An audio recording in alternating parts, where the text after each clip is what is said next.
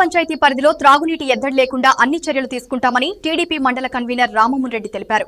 పట్టణానికి నీటిని సరఫరా చేసే 4 ప్రధాన విద్యుత్ మోటార్లు సాంకేతిక కారణాలతో ఇటీవల కాలిపోవడంతో నీటి సరఫరా అంతరాయం ఏర్పడింది.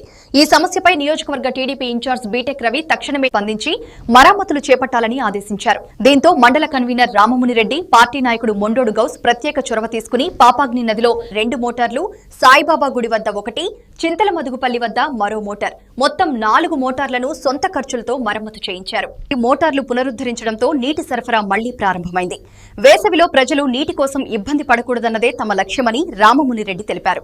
నీటి ఎద్దడి తలెత్తింది. ఈ నీటి ఎద్దడి కారణంగా పట్టణంలోని 4 మోటార్లు కాలిపోయినాయి.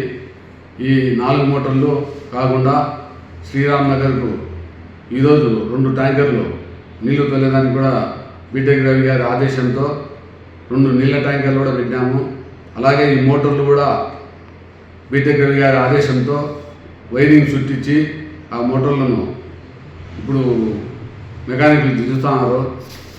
ఎప్పటికప్పుడు బీటెక్ రవి గారు ఈ వేంపల్లె పట్టణాన్ని పర్యవేక్షిస్తూ మాకందరికీ గైడెన్స్ ఇస్తూ మీరు ఎక్కడే కానీ ప్రజలకు ఎలాంటి ఇబ్బంది జరగకుండా చూడండి అని చెప్తూ ఆయనకు మాకు వెన్నంటి ఉంటూ మా వెన్ను తడుతూ ఆయన ఇళ్ళవెల్లా ఈ వేంపల్లె గురించి ఆలోచనలో ఉన్నాడు.